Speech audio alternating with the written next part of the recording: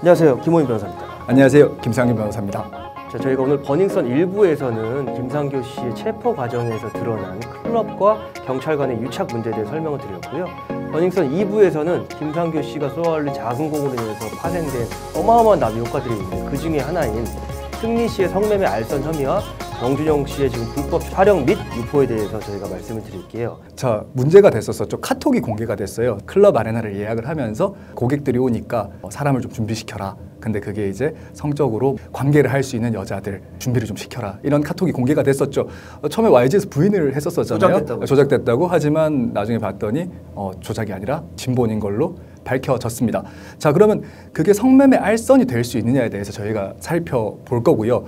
성을 매수하려던 사람 같은 경우에는 성매수자라고 하죠. 성매수자는 실제로 성매매에 이르지 않으면 처벌을 받지 않습니다. 그럼에도 불구하고 성매매를 알선했던 사람, 그 정황만 나온다면 처벌이 가능한 부분이니까요. 근데 승리 씨가 거기에 해당이 되는지. 지금 그리고 저희가 처음에 승리 씨의 카톡에서 뭐 클럽 아레나가 어떻고 이렇게 나오는데 일단 뭐 아레나가 뭔지 모르시는 분도 있잖아요. 저희도 이제 클럽을 가는 세대는 아니어서 잘은 몰라요. 근데 그런 유흥계에 있는 사건들 많이 맞다 보니까 좀 어느 정도는 일반인 분들보다 많이 알고 있는데, 버닝썬은 다들 아시다시피 승리가 뭐 실질 소유주였다, 뭐 이 대표가 소유주였다 이런 얘기가 있고, 클럽 아레나는 뭐 강모 회장이 실질적으로 소유하고 있는 강남 클럽계 양대 산맥인데, 이제 본인이 운영하는 버닝썬 말고 아레나에서 이제 그런 만남들이 있었나 봐요. 사실 YG가 힘이 굉장히 센 것 같아요. 저희 변호사들이 봐도 이거 여담인데, 예전에 박범 씨 그 마약 문제로 마약을 뭐 그 인천 세관통에서 향정신석 그 의약품을 이제 배달 받았는데 세관에서 다 걸리거든요. 입건유에는 아예 수사받았던 기록조차 남지 않아요. 수사를 시작조차 안 한다는 거죠. 그러니까 어떤 원인에서 봤었을 때 이건 수사할 가치가 없다, 아니면 이건 정말 너무 경미하기 때문에 우리가 뭐 수사력을 낭비할 필요도 없고 이 사람 뭐 우리가 불러서 조사하고 그 사람 뭐 괴롭힐 필요가 없다, 이런 건데 입건유예를 그 수많은 형사사건 하시면서 받아본 적 있으세요? 없고, 저도 사실은 저희가 책에서도 형사소송법 책에서도 있을 거예요. 찾아보면 있는데 실무상으로 안 일어나니까 교수님들도 설명해 줄 일도 없고 시험에도 나오지도 않고 뭐 판례도 없어요. 그런 게 저희가 알기로는 YG에서 이렇게 힘이 있는 데라는 걸 이제 국민들이 어느 정도 알고 있어요. 그리고 유달리 YG가 이제 마약류 관련 사건들이 많았고, 처음에 이제 강력하게 부인하면서 뭐 허위사실 유포하고 하는 사람들 다 법적으로 조치 취하겠다 해서 강경한 입장을 보였죠. 그 다음에 이제 얼마 전에 그 카톡들이 다 이제 공개가 됐고, 처음에 승리 씨는 사실 입장을 밝히진 않았던 걸로 알고 있어요. 입장을 밝히진 않고 YG에서 이것은 원본이 아니다 라고 했는데, 보통 일반적으로 저희가 하는 형사사건에서도 카톡이 증거로 제출이 됐었을 때 그걸 다 기억을 못 하겠죠. 뭐 예전에 주고받았던 내용이고 하니까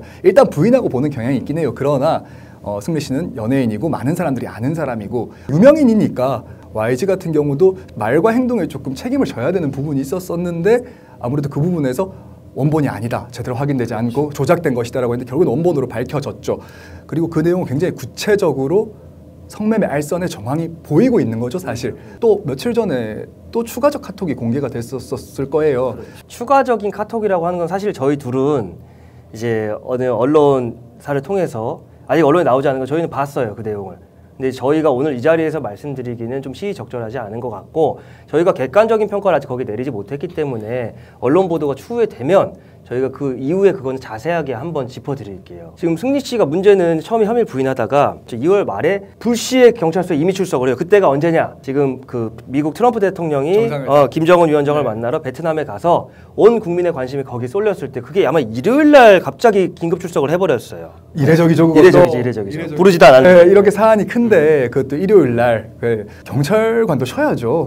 뭐 물론 그때 당직서는 경찰관이 있긴 했을 거예요. 하지만 주말 같은 경우는 최소의 인원으로 돌아가는 경우가 많아요. 그럼요. 많은데 하필 그날 출석을 했다. 승리 씨의 지금 성매매 알선의 정황에 대해 가지고는 수사할 가치가 있긴 해요. 충분히 정황이 드러났어요. 그 카톡 내용을 봤었을 때 여성이 있고, 그다음에 뭐 금전적이나 대가적인 부분도 있고, 그 여성을 소개받길 원하는 남성이 있어요. 그렇다면은 이 부분에 대해 가지고는 좀 더 수사가 면밀하게 이루어져야 되지 않을까요? 아마 지금 이루어지고 있을 것 같고, 화제가 되는 쟁점 중에 하나가 승리 씨 군입대죠. 승리 씨가 병역법상으로 이제 군입대를 이제 미룰 수 없는 나이가 됐어요. 그 아마 88년생이신가 그 나이 정도신데 병역법상으로 이제 입대를 해야 되고, 이제 오는 3월 25일 날 입대가 예정돼 있죠. 근데 승리 씨가 돌연 입대를 하겠다. 라고 발표를 했어요. 근데 그럴 때 이제 문제가 이제 군대로 도피하듯이 가는 거 아니냐 그렇게 보일 수 있죠. 왜냐 군대로 가면 사회에서 저질렀던 범죄에 대해서도 군인 소속이 되는 순간 군검찰이 이제 수사를 하고 군사 법원이 재판을 해요. 근데 그렇다면은 이제 우리 밖에 이제 일반 경찰이나 검찰은 손을 못 대는 거죠. 그 하겠다고 발표를 하지는 않고 이렇게 입대를 준비를 했었을 거예요. 아마 돌연 입대를 연기하겠다. 지금 최근에 처음에는 입대하겠다고 했다가 연기하겠다고 했는데 연기 자체가 불가능한 시점이에요. 지금 나이가 찼죠. 나이가 자꾸 법상으로는 그리고 연기를 안 하면 또 병역법 위반이거든요. 그걸 감수하고 안 가겠다. 그거에 대해서는 뭐 승리 씨 판단이니까 저희가 어떻게 말할 수 없지만 그 법적인 절차 안에서 안 가겠다가 가능할지 모르겠고 여기서 또 하나가 문제가 된 게 현 민감용 경찰청장이 이 사안을 두고 승리 씨가 입대를 하더라도 우리 일반 경찰과 군 경찰이 협조해서 수사를 하겠다라고 했단 말이에요. 경찰이 이제 이 사건을 수수방관하는 게 아니다 이런 취지로 얘기했는데 거기서 한번 난리가 났죠. 군에 가고 나서는 제가 말씀드린 것처럼 군 검찰이 수사하는 거지 일반 경찰 검찰은 수사권이 없어요. 신분이 바뀌니까요. 그럼에도 불구하고 경찰이 수장이라는 사람이 그렇게 얘기했다는 거에 참 현직 경찰관분들, 전직 경찰관분들이 실무를 알면 이렇게 말할 수가 없다라는 내부적인 비난의 목소리도 지금 비판의 목소리 나오고 있는 상황이에요, 사실은. 그렇죠. 거기서 조금 첨언하자면 제가 기사를 직접 본 건 아닌데 제가 들은 바로는 군검찰과 검경이 합동해서 수사하는 거에 대해서 뭐 안 된다는 규정이 없기 때문에 뭐 서로 연합해서 해보도록 하겠다, 서로 공조해 수사를 하겠다라고 이야기를 하는데 이런 강제적인 부분이나 인권을 제한하는 부분 같은 경우는 규정된 게 없다고 해서 그걸 할 수 있다는 해석이 어떻게 나왔는지도 모르겠어요. 예. 정말 실무를 이해를 전혀 못하고 계시는 것 같은 생각이 들어요. 예. 그게 지금 말씀하신 대로 헌법에 죄와 관련돼 있는 건 반드시 법률로 명확히 규정해야 된다고 되어 있어요. 우리가 이제 죄형 법정주의인데 그 수사 절차도 마찬가지. 수사를 해서 죄를 판단을 하고 처벌을 받는 거잖아요. 근데 지금 같은 경우에 군 검찰과 일반 경찰이 합동해서 수사할 수 있다는 그런 조항이 없으면 못 하는 거예요. 조항이 없으니까 해볼 수 있다가 아니라 딱 그 못 박은 규정과 그 조금이라도 벗어난 거 못 하는 거예요. 그럼에도 불구하고 경찰이 이렇게 하고 있다는 거는 근데 좀 이거를 제가 어떻게 바라봐야 할지 모르겠는데 저는 기본적으로 경찰 일선에 많은 분들이 고생하시고 노고가 많다고 생각을 해요. 저희 개인적으로 아는 경찰분들도 많이 있고 근데 노고가 정말 많으시죠. 근데 워낙 조직이 크고 하는 일이 많다 보니까 가끔가다 이런 실수가 나올 수밖에 없어요, 사실은. 근데 사람이 하는 일이니까. 그렇죠. 근데 그럴 때 대응하는 부분들이 매번 좀 아쉬움이 너무 많이 남아요. 최선을 다해서 근무하고 계시는 수많은 경관님들 얼굴에 정말 속된 말로 똥칠하는 그런 거밖에 안 되는 거예요. 그래서 너무 안타깝다는 거예요. 정준영 씨 같은 경우에는 지금 성폭력 처벌에 관한 특례법 제14조와 14조의 카메라 등 이용 촬영과 그다음 유포 때문에 이제 문제가 되어가고 있어요. 상대방 동의 없이 상대방의 이제 성적 수치심을 불러 일으키거나 또는 뭐 그런 부분을 이제 상대방의 신체를 촬영을 한다거나 뭐 처벌을 받을 수밖에 없어요. 받을 수밖에 없는 건데 뭐 나라가 뒤집어졌죠, 사실. 나라가 뒤집어지고 심지어 뭐 정준영 뭐 찌라시라고 해가지고 그죠 그 리스트도 뭐 나와서 있다고 하네요. 근데 2차 피해가 될 수도 있겠다는 생각이 들어서 따로 찾아보지는 않는데 이제 승리 씨랑 단체 카톡방에 도합 8명의 멤버가 있다는 거예요. 그 중에 지금 FT 아일랜드 뭐 최정훈 씨 여기서도 연예기획사들이 하나같이 일관되게 전부 다 부인했어요, 처음에. 뜬금없는 소문이다, 법적 조치하겠다. 이게 사실 매뉴얼로 보이는데 이거는 회사를 경영 판단으로서 진짜 큰 판단 미스예요. 당사자한테 확인하면 나올 거고 당사자가 얘기를 안 해주면 판단을 유보할지언정 그렇게 얘기하면 아까 김성균 변호사님 말씀대로 공인까지 아니더라도 유명인이잖아요. 사람들의 이제 관심과 애정을 받고 그런 거예요. 왜 우리가 연예인들한테 관심이 많고 실망을 또 똑같은 실망을 하냐면 똑같은 시간을 들여서 한 일에 대해서 연예인들이 더 많은 사랑과 경제적 이익을 얻죠. 그거는 자본주의 사회에서 당연히 가성비를 칠 때 월등히 높은 사람들에 대한 기대가 있을 수밖에 없어요. 그리고 그들은 어쨌든 보여지는 직업이고 한데 처음에 이제 부인을 해서 문제가 됐고 정준영 씨 이번에 처음이 아니죠. 2016년인가 고소 한번 당했었죠. 전 여자친구분한테. 고소를 당했고 그때도 이제 불법 촬영물을 찍었고 유포했다는 혐의로 여자친구 고소를 했는데 최종적으로는 이제 거기서도 이제 우리가 경찰과 유착이 이제 문제가 돼요. 네, 그때 이제 경찰 단계에서 봐주기 수사가 있는 거 아니냐. 그리고 정준영 씨가 희대의 명언을 남겼죠. 그 단체방에다가 경찰총장이 얘들을 봐주고 있다. 경찰총장이라는 직책이 없잖아요. 그렇죠. 경찰청장, 경찰의 수장은 경찰청장, 검찰의 총장은 검찰총장이죠.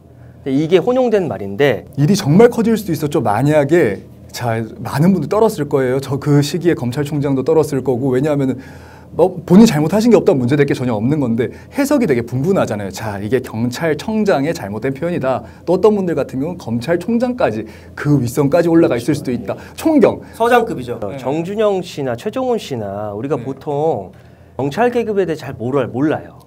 여기 이제 뭐 무궁화가 있고 뭐 그런 거 몇 개가 뭔지를 모르고 혼돈해서 쓸 수는 있었을 것 같아요. 근데 추론을 해보면 그 만약에 뒤를 봐주는 사람이 있다면 검찰은 아닐 것 같아요. 왜냐하면 클럽이나 이런 데 실질적으로 1차적으로 관할하는 데 경찰이거든. 검찰은 경찰이 수사한 그 기초적으로 수사한 자료를 바탕으로 최종적으로 법원에 그 기소를 할지 말지 판단하는 데여서 그래서 그 검찰 인력보다 경찰 인력이 훨씬 많은 거예요.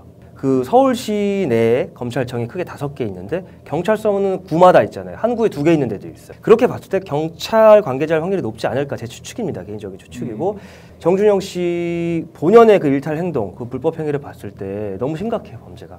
저희도 사실 성범죄 피해자 대리인도 해보고 성범죄 저지른 사람도 변호해 본 적도 있습니다. 근데 이건 정말 심각한 문제예요. 아까 김상균 변호사님 말씀하신 이 불법 촬영물에 대한 게 실무상으로 거의 실형이 안 나와요. 그게 문제죠.